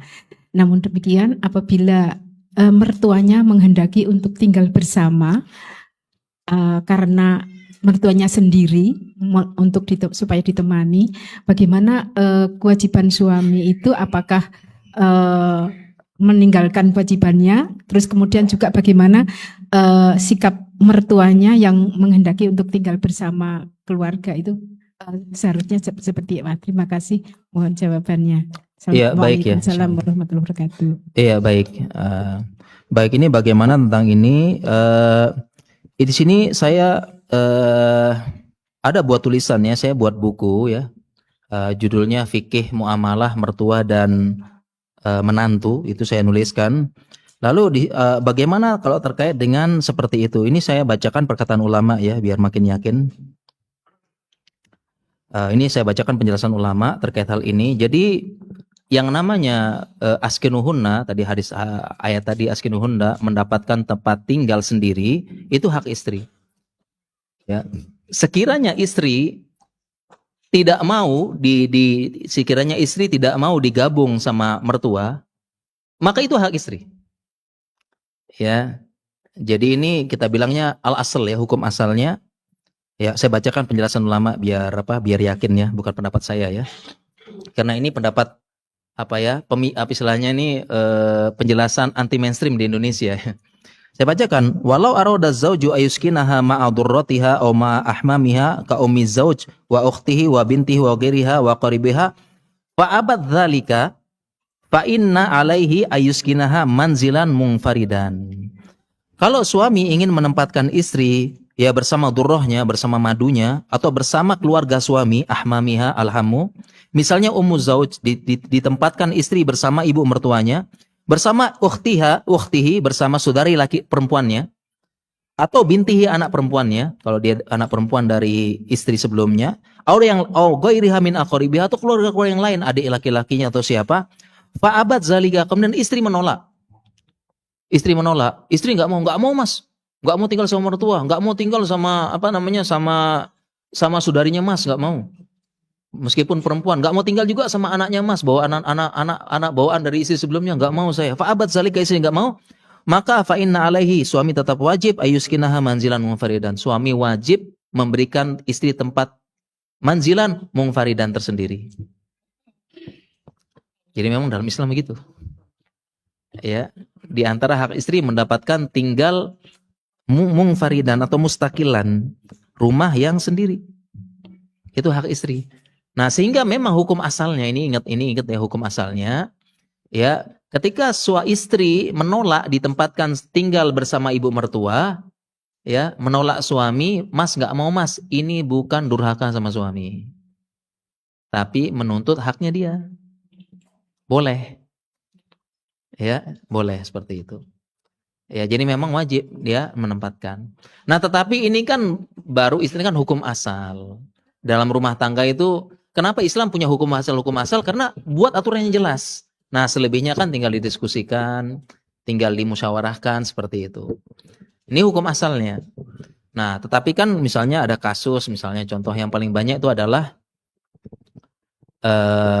ibunya sudah janda, tinggal sendiri. Ya, kalau ditinggal kan susah gitu kan. Nah, makanya kalau sudah seperti itu, ya bagaimana lagi, istri juga harus paham. Suami berbakti pada ibunya gitu. Nah, seperti ini didiskusikan, dimusyawarahkan kayak gitu. Ya, dimusyawarahkan. Entah itu tinggal bareng ataupun mengusahakan, ya artinya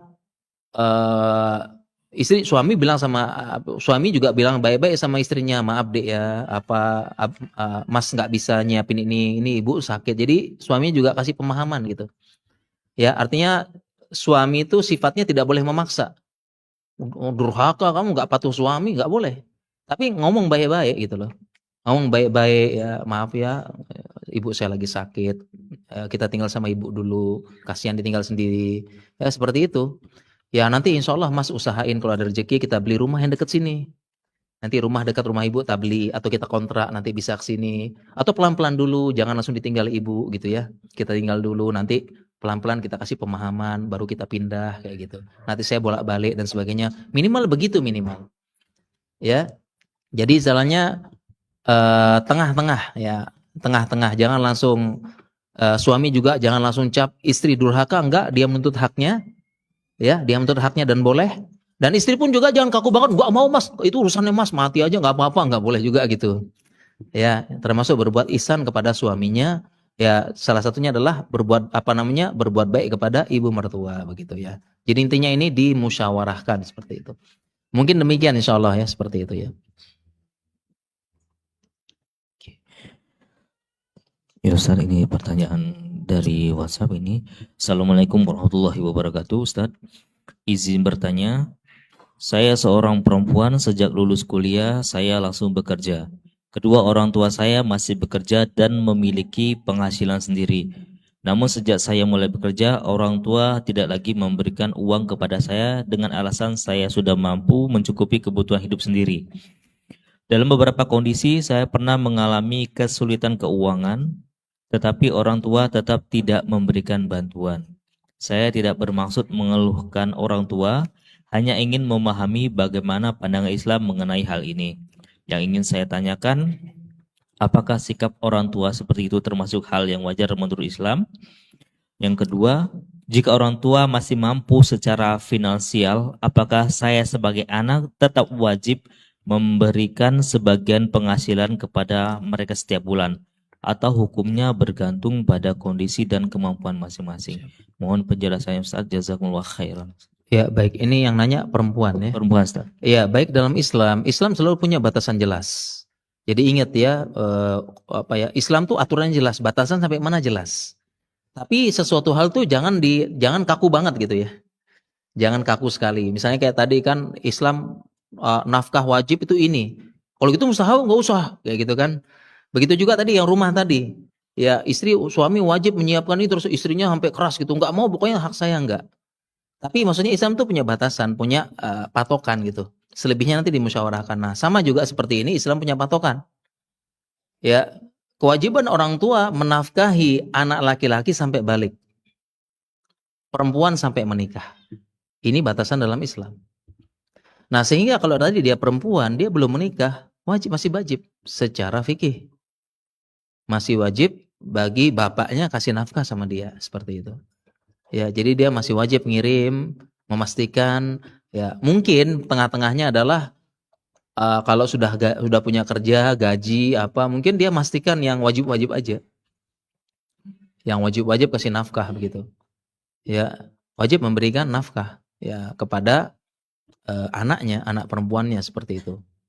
Apalagi tadi dibilang orang tuanya masih mampu, masih. Ya, seperti itu. Ya, ini secara fikih patokannya. Ya. Dan mungkin yang dibutuhkan adalah diskusi sama anaknya mungkin. Artinya jangan lepas banget. Ya, jangan lepas banget. Ya, karena dia secara fikih masih punya tanggung jawab, artinya dia harus mungkin tengah-tengahnya itu sering nelpon anaknya. Ya, nak, kira-kira butuh apa? Ada yang kurang, ada yang apa? Mungkin itu yang kurang komunikasi mungkin. Sehingga anaknya bilang, "Oh, cukup nih, Bah, masih cukup hari ini, Bi. Ya, ini gaji hari ini agak banyak, bisa untuk gini bulan ini." Nah, telepon lagi, "Masih cukup enggak atau apa?" gitu. Ya bilang aja nanti sama Bi kalau kurang ya. Nah, ketika dia kurang dia sampein nafkah, kan begini seperti itu. Ya, artinya dalam muamalah itu enggak kaku banget. Cuma Islam tetap kasih batasan-batasan, tek gitu loh. Nah, cuma penerapannya jangan kaku banget kayak tadi. Nah, mungkin ini juga seperti ini juga. Ya, orang pertama orang tua sadar dia masih wajib menafkahi anak perempuan ini, tapi di satu sisi dia sudah punya gaji. Nah, oleh karena itu sebagai bentuk tanggung jawab sering-sering telepon gitu kan.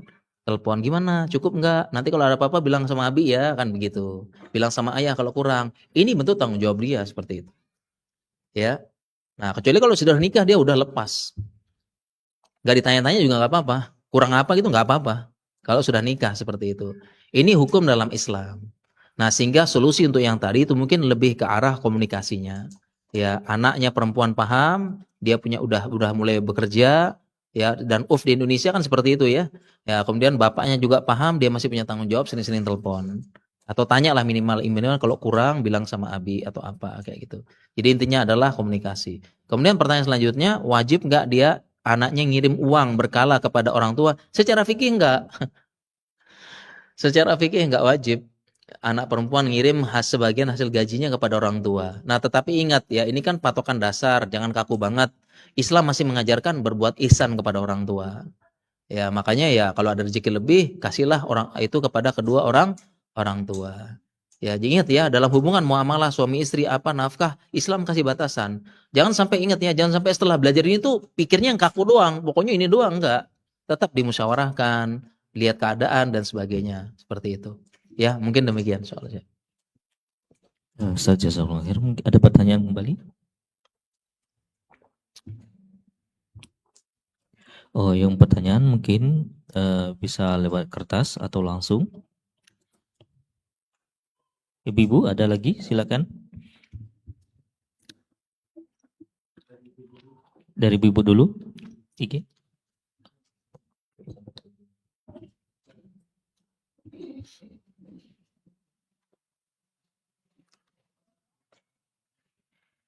Baik Ustaz, ada pertanyaan ini. Assalamualaikum Ustaz.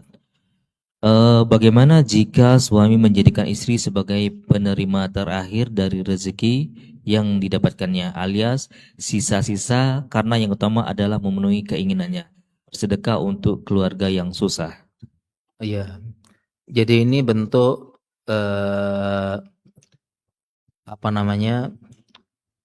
prioritas yang kurang tepat. Ya, jadi kalau istri, anak itu yang terakhir, sisa-sisa dari membantu orang lain. Ini fikih prioritas yang terbalik. Justru kalau dalam Islam prioritas utama malah anak istri. Ya, bahkan sering kita sampaikan kaidah, terutama orang tua sama ibu ya. Jadi kalau laki-laki masalah berbakti, fikih prioritasnya ibu didahulukan daripada istri. Ya. Ibu dulu baru istri. Tapi kalau masalah nafkah, anak istri dulu baru ibu. Kalau masalah nafkah. Kenapa? Anak istri tanggungannya dia dunia akhirat, sedangkan ibunya tanggungan bapaknya. Kan gitu. Bapaknya masih wajib memberikan nafkah kepada ibunya. Seperti kalau masalah nafkah. Tapi ini kan fikih prioritas, bukan untuk dipertentangkan. Ya, fikih yang namanya fikih prioritas itu ketika ada crash, tidak ada pilihan lain selain memilih salah satu. Nah, inilah diterapkan fikih prioritas. Ya. Nah, begitu juga tadi dengan yang tadi, maka anak istri itu diutamakan dari yang lain untuk masalah nafkah, bahkan kepada ibunya. Duluan istrinya dulu ditunaikan dulu, karena ibunya ada bapaknya yang nanggung. Ya, perhatikan dulu ini, pastikan dulu makan dan sebagainya seperti itu. Ada yang bertanya bagaimana dengan nazar orangnya Bani Israel yang dia kasih apa? Dia kasih Dia kasih, kan ada kisahnya atau jemaah ya kisahnya ya. Dia ngasih susu siapa? Bapak ibunya dulu baru anak istri ya. Itu karena dia nazar. Beda lagi. Itu karena dia nazar. Ada yang berdalil dengan kisah Bani Israel yang dia itu kasih, kan ada susu ya. Dia kasih bapak ibunya dulu baru kasih anak istrinya, padahal anak istrinya kelaparan. Nah, ini beda kasus, dia bernazar dia itu. Dia bernazar pokoknya ibu saya dulu baru yang lain, bapak ibu saya dulu yang kasih minum susu ini baru orang lain. Itu dia bernazar, kasusnya beda lagi seperti itu. Ya. Jadi hendaknya anak istri diprioritaskan ya daripada nafkah-nafkah yang mustahabkah. Ya, infak, bantu orang miskin dan sebagainya. Ya. Mungkin demikian insyaallah ya. Jazakallahu Ustaz. Pertanyaan dari IG lagi ini ada. Assalamualaikum warahmatullahi wabarakatuh Ustaz. Jika suami lebih mendahulukan uang untuk orang tuanya daripada anak istrinya, padahal kondisi ekonominya tidak mampu, apakah ini bentuk kezoliman suami? Iya, sama tadi pertanyaannya. Insya Allah, apakah kezoliman? Jelas kezoliman ini ya. Ya, jadi lebih dulu kepada orang tua daripada ke anak istri ya. Sekali lagi kita kembalikan ke kaedahnya. Ya, untuk masalah nafkah, fikih prioritasnya anak istri dulu baru orang tua. Ya, kecuali ya, nah ini ada kecualinya. Kecuali kalau orang tua sudah bapaknya misalnya sakit, bapaknya stroke, nggak bisa cari nafkah, ibunya juga sulit, maka ya bisa dia juga menafkahi kedua orang tuanya. Ya, tapi kalau masih sehat, masih punya duit ya jangan gitu ya. Anak istri yang lebih utama. Siap itu. Ya, mungkin demikian soalnya. Mungkin ada pertanyaan dari jemaah perempuan, silakan bisa langsung. Monggo, Fadol. Ada yang ingin bertanya? Yang perempuan dari jemaah akhwat?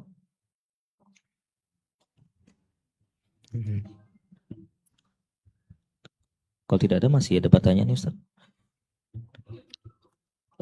Bismillah, izin bertanya Ustaz. Afwan, misalnya sudah punya rumah sendiri, rumah atas nama suami. Pertanyaannya, misalkan istri merasa keberatan saat ada keluarga suami berkunjung, apakah istri berdosa? Pertanyaan kedua, istri tidak boleh mengatur isi rumah, tata letak perabot, dan sebagainya. Istri harus bagaimana? Padahal istri juga yang setiap hari mengurus rumahnya. Jazakumullah khairan, Ustaz. Iya, jadi ada rumah, itu rumahnya suami atas nama suami. Kemudian istri keberatan kalau ada keluarga suami yang Berkunjung. Iya, baik di buku saya Fikih Muamalah itu saya jelaskan dari penjelasan ulama dirinci. Yang pertama, kalau dia datang cuma berapa hari, ya, apalagi batasannya tamu berapa 3 hari ya. Maka kalau dia datang sebagai tamu, justru istri harus mendukung suami dan melayani tamu suami. Ya. Jadi kalau datang cuma berapa hari dan batasnya berapa? 3 hari ya. Nah, justru di situ fikihnya istri wajib melayani tamu suami, wajib melayani tamu suami dalam rangka taat pada suaminya. Dan batasnya 3 hari. Nah, dia boleh, wajib. Jadi dia nggak boleh keberatan, bang, nggak mau bang. Ya, tamunya suami gimana lagi? Ya, dia wajib apa? Wajib ya, ikut melayani ya. Maksudnya masakin buat tamunya suami, nyiapin air apa, wajib ya, seperti itu. Dalam rangka ini. Nah, tetapi kalau lebih dari itu ini namanya tinggal. Nah, kalau tinggal baru haknya istri. Dia boleh keberatan. Ya, dia keberatan. Misalnya siapa temennya datang nginep gitu ya. Datang nginep sebulan, keberatan lah, jelas lah gimana dia di rumah repot ya apa dan sebagainya. Ya, bahkan yang lain-lain juga sama. Bahkan disebutkan dalam kitab itu kan al-ahmam, ahmam jamak dari hamu atau kerabat suami. Ya, misalnya ada tadi ya, misalnya adiknya suami ngekos di Jogja, datang ke Jogja sekolah, tinggal sama dia 4 tahun. Wah, ini keberatan. Keberatan boleh dia nolak gitu. Ya, ngekos aja deh Mas gitu. Ya boleh dia nolak seperti itu karena udah tinggal. Jadi dirinci ya. Ya, jadi rinci, ringkasnya kalau dia bertamu ya dan maksimal 3 hari justru wajib melayani. Ya, tapi lebih dari itu maka tinggal namanya, itu haknya istri boleh menolak sekiranya. Tapi ini ingat ya, ini apa istilahnya? Itu hukum asal ya, selebihnya tuh jangan kaku banget ya. Pokoknya sesuai fikih Mas, enggak mau Mas. Titik, ya, dimusyawarahkan gitu ya. Dimusyawarahkan, diapakan dan sebagainya. Atau boleh tinggal tapi begini sementara. Jadi intinya yang namanya muamalah ya musyawarah lah gitu ya. Ada aturan-aturan tertentu yang cuma jadi patokan dasar seperti itu. Ya mungkin seperti itu. Tadi yang kedua apa tadi? Istri tidak boleh mengatur isi rumah. Tidak boleh mengatur isi rumah. Mengatur isi rumah. Tata letak perabot dan istri harus bagaimana? Padahal istri juga yang setiap hari mengurus rumahnya. Iya, sebenarnya itu kalau mengatur isi rumah itu malah dalam hadis itu malah istri malah. Ya, kenapa? Karena ada hadis disebutkan wal mar'atu ra'iyatun fi baiti zaujiha. Ada hadisnya seperti itu. Dan perempuan adalah ra'iyah, pemimpin di rumah suaminya. Dan penjelasan di situ adalah memimpinnya itu ya dia ngatur rumahnya gitu.